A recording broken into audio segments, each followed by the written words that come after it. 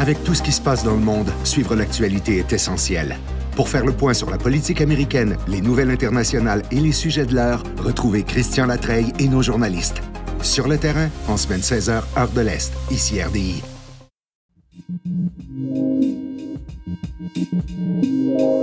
Nous sommes le mardi 21 octobre. Voici à la une.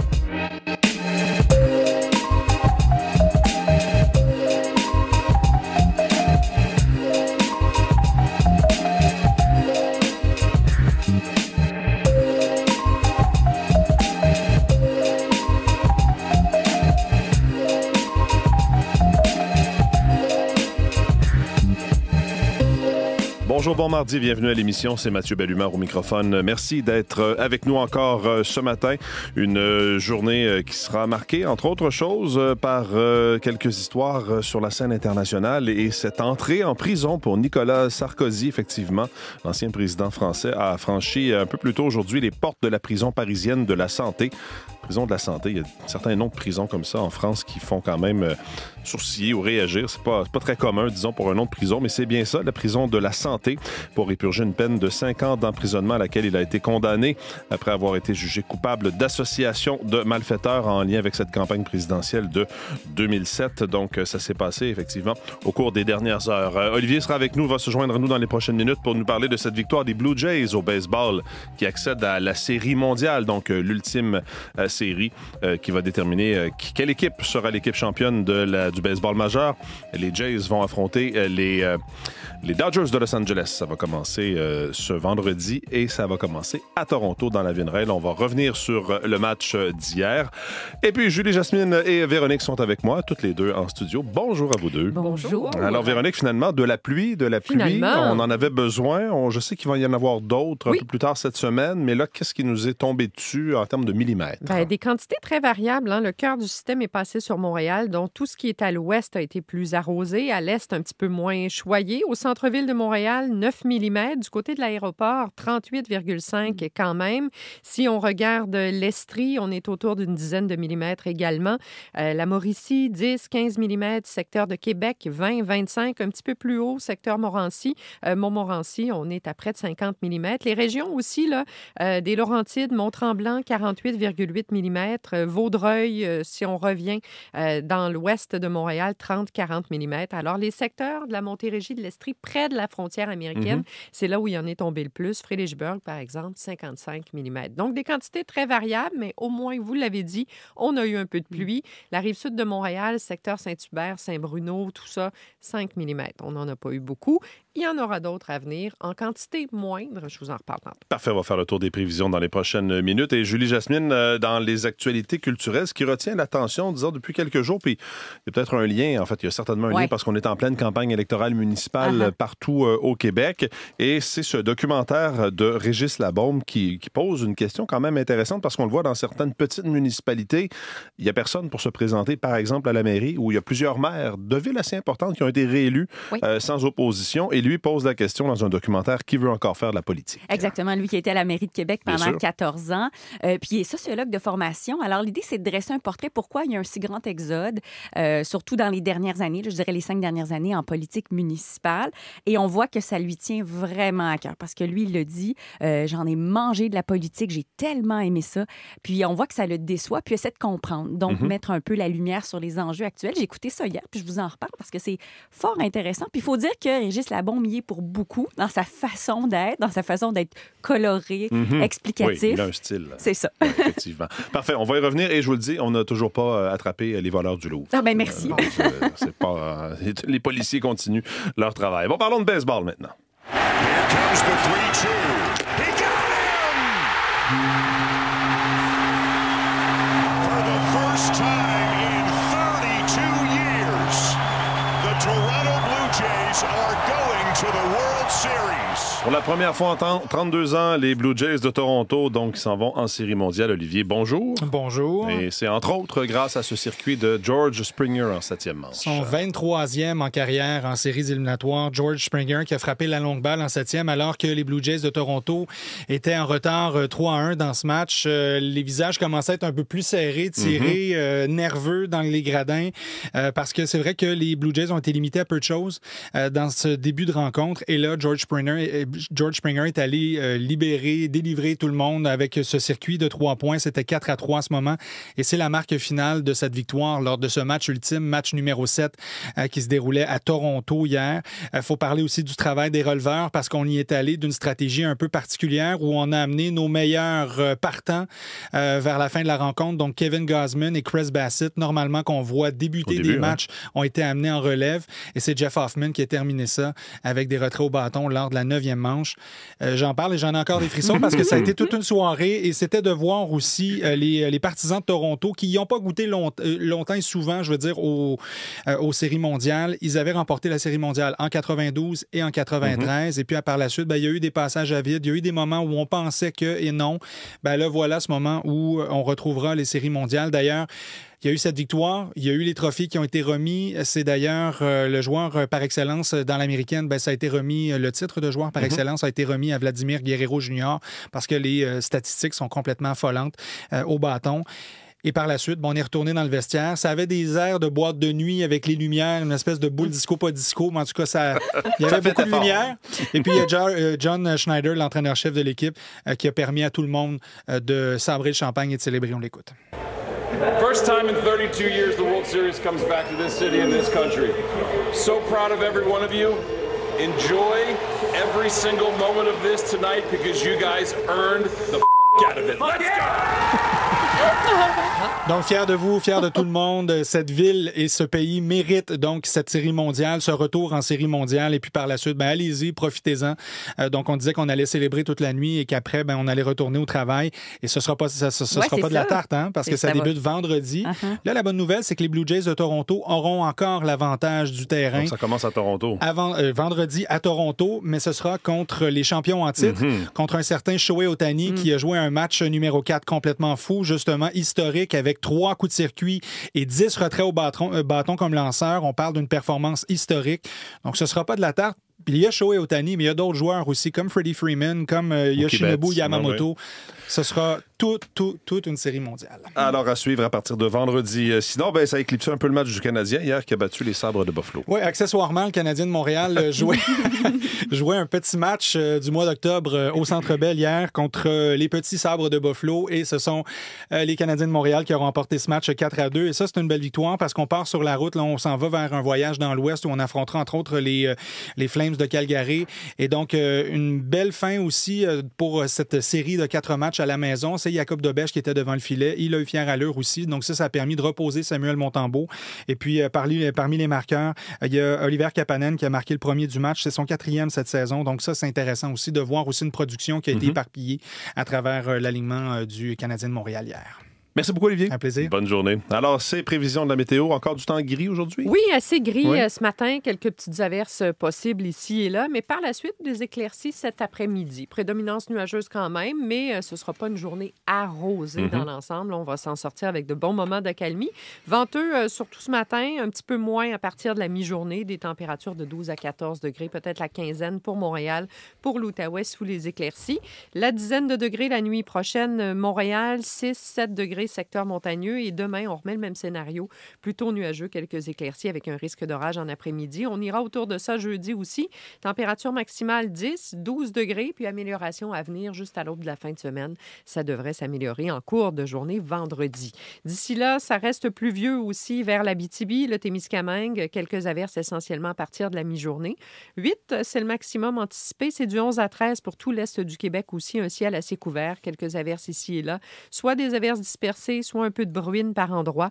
Même chose sur le nord de l'Ontario, Thunder Bay, Sudbury. On parle de pluie intermittente aujourd'hui, 5-10 mm, 8-9 degrés.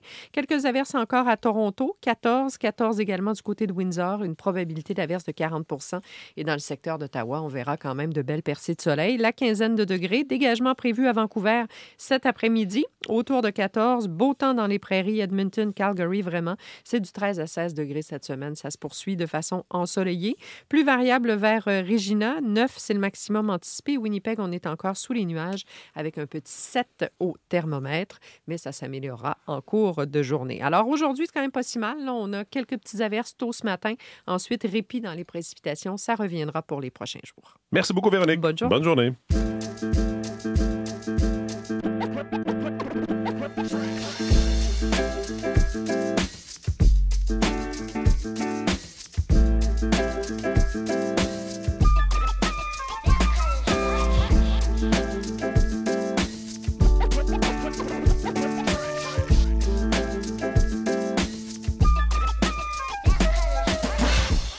À la une des quotidiens ce matin, commençons par le Globe and Mail qui titre en première page le premier ministre et Donald Trump qui pourraient conclure un accord commercial sur les métaux et l'énergie dès la semaine prochaine. Les négociations, peut-on lire dans le quotidien, progressent bien.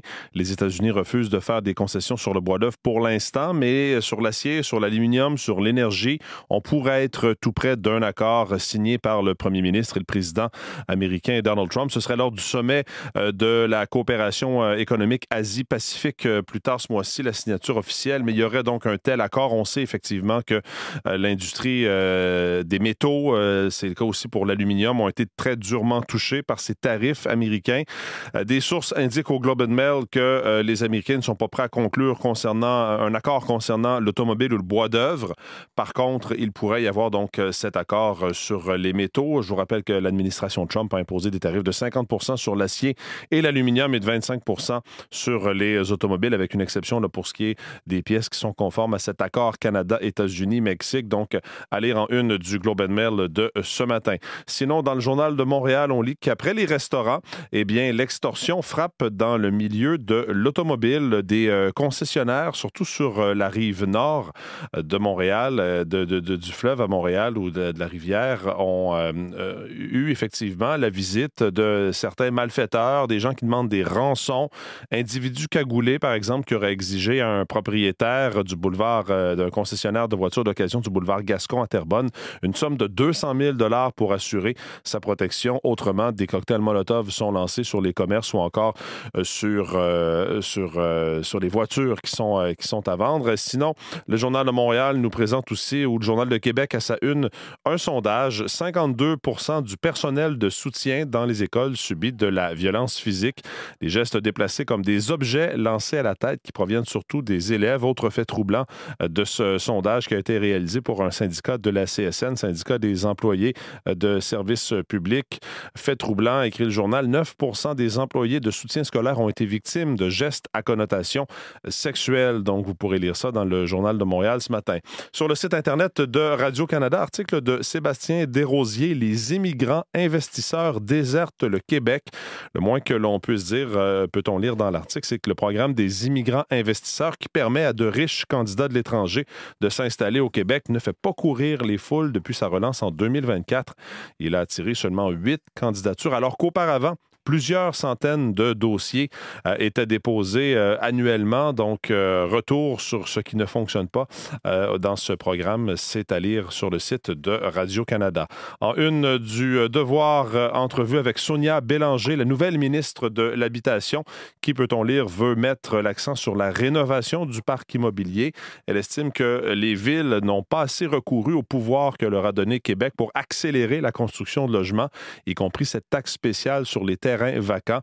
Donc, elle revient sur différentes mesures adoptées par Québec pour faciliter la vie aux villes, mais à son avis, les municipalités n'y ont pas assez recours. À lire en une du Devoir de ce matin. Dans la presse, un sondage somme la presse un appui fort aux mesures sur la laïcité et les syndicats. Donc, la firme Somme qui a lancé un coup de sonde et ce que l'on voit, c'est par exemple que l'interdiction de la prière dans les lieux publics, dans les rues, les parcs et les espaces publics, ça a un fort appui des répondants. 61 % des gens sondés sont pour cette mesure. Il y a d'autres éléments, par exemple, dans ce sondage sur l'interdiction du port des signes religieux dans les CPE ou les garderies subventionnées. 56 % des répondants sont pour, 26 sont contre, 15 sont indifférents, 3 ne le savent pas. Donc, encore là, une majorité de répondants appuient cette mesure du gouvernement. On a aussi beaucoup parlé de cette réforme du ministre Jean Boulet sur le régime syndical. Eh bien, la restriction de l'utilisation des cotisations syndicales reçoit l'appui de presque la moitié des répondants. 47 % sont en faveur, alors que 25 % des répondants sont en désaccord total avec cette mesure. Donc, vous pourrez lire ces détails dans la presse. Ce qui reste quand même la priorité, selon ce sondage Somme réalisé pour le quotidien, la priorité des répondants, ça reste la santé, le logement, l'éducation et l'économie. Ce sont vraiment les grands thèmes qui récoltent, disons, le plus d'appui quand on demande aux gens ce qui est important pour eux dans les affaires de la gestion de l'État. Et on parle beaucoup du prix de l'or qui atteint des sommets depuis des semaines. Ce qu'on lit sous la plume d'Olivier Lessard dans la presse affaires, c'est que les bijoutiers ont peur parce que la montée en flèche du cours de l'or, ça effraie les joailliers qui anticipent des ventes faibles pour le temps des fêtes. Évidemment, ça a un impact sur le prix des bijoux. Peut-être de moins en moins de gens qui pourront s'en payer et ça fait peur à bien des bijoutiers. C'est à lire dans la presse affaires.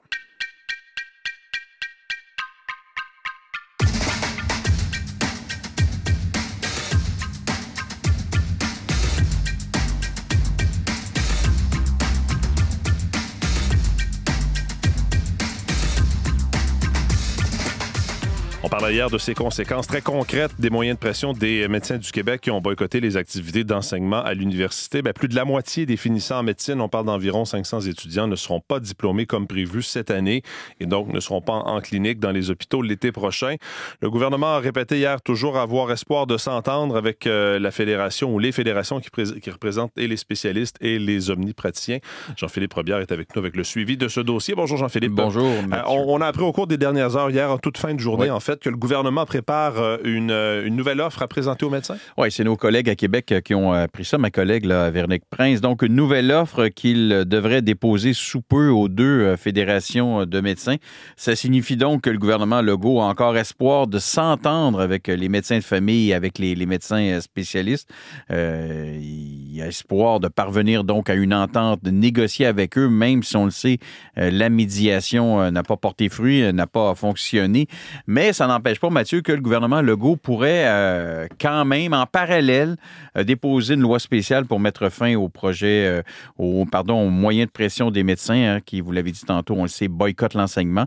On écoute le président de la Fédération des médecins spécialistes, Vincent Liva, qui est prêt à considérer une nouvelle offre du gouvernement du Québec. Absolument, on est prêt à la considérer. Ce qu'on envoie comme message au gouvernement, c'est arrêtez de nous taper dessus puis de nous promettre des pénalités. Ça fonctionnera pas, puis ça motivera pas le groupe de médecins. Nous, ce qu'on veut, c'est des ressources pour soigner la population du Québec. Bon, c'est plus un scénario qu'on craint, la loi spéciale. En fait, on présume qu'elle va arriver.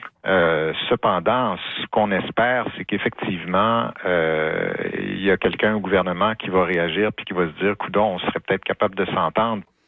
Et il y a la ministre de l'Enseignement supérieur qui a demandé aux médecins de mettre fin à leurs moyens de pression. Oui, Martine Biron, là, qui dénonce les moyens de pression des médecins, qui estime que les impacts sur les étudiants sont, selon elle, inacceptables parce que ce sont des moyens de pression, vous en avez parlé tantôt, qui préoccupent de plus en plus les doyens, les étudiants, mais aussi les doyens des facultés de médecine qui ont d'ailleurs annoncé hier, vous en avez parlé, là, qu'il y a au moins 500 finissants en médecine qui ne vont pas obtenir leur diplôme cette année.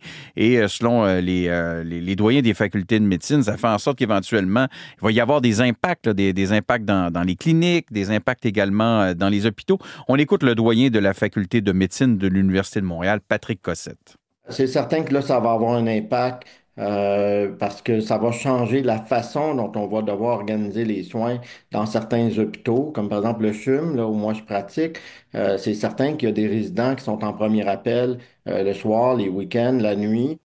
Et les effets, Mathieu, les impacts là, pourraient se faire sentir dès l'été prochain. Et rappelons que les deux fédérations de médecins, celle des médecins de famille, mais aussi celle des médecins spécialistes, et le gouvernement Legault, le gouvernement du Québec, ils ne s'entendent pas sur certains points du projet de loi 106 qui, on le sait, lient une partie de leur rémunération à des indicateurs de performance. Et ça, ça ne fait pas du tout plaisir aux médecins. Ça ne fait pas leur affaire. Merci beaucoup, Jean-Philippe. Merci, au revoir.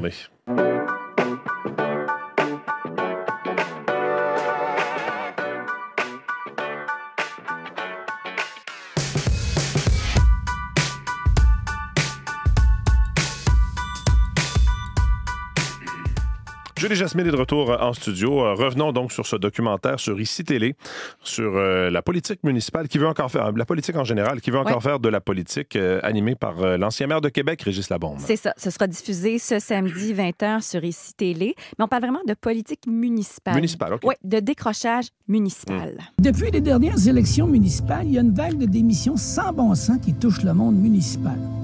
Jamais il y a eu autant d'élus à bout et écœurés. Et ça m'inquiète profondément. C'est pas rien. c'est carrément une menace à la démocratie. C'est un milieu que j'ai profondément aimé et qui m'a donné les 14 plus belles années de ma vie. Alors je me demande, qui veut encore faire de la politique?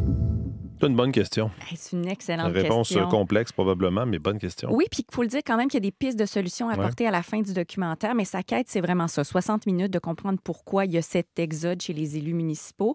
Il va prendre la route, il va prendre l'avion, il va aller jaser avec des maires et mairesses ou anciens maires et mairesses, comme par exemple Valérie Plante ou encore le maire de Saint-Lin-Laurentide, dans les deux cas qui ont pris la décision de ne pas se représenter, tout comme celui de Trois-Rivières, qui a pris une pause pendant 6 mois parce qu'il y avait un climat malsain au sein de la ville, ou encore la toute jeune mairesse de 21 ans de Chapais, qui avait été la plus jeune mairesse à être élue, qui est partie à la mi-mandat. Donc, bien sûr, ce sont toutes des histoires qui sont très différentes les unes des autres, mais l'idée, c'est d'essayer de comprendre cet exode-là, parce que c'est vraiment 1080 élus sur 8000, Mathieu, qui ont démissionné entre 2021 et 2025. Ça, c'est une augmentation des départs de 50 % par rapport aux élections précédentes.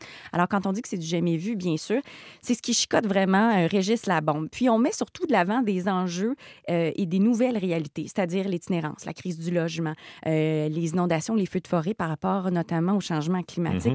Peut-être qu'on vivait moins il y a de ça plusieurs années ou que c'était peut-être une politique qui était de proximité. On le dit souvent, la ville, c'est le rempart du quotidien des gens. Donc, puis il y a un aspect relationnel aussi qui draine beaucoup.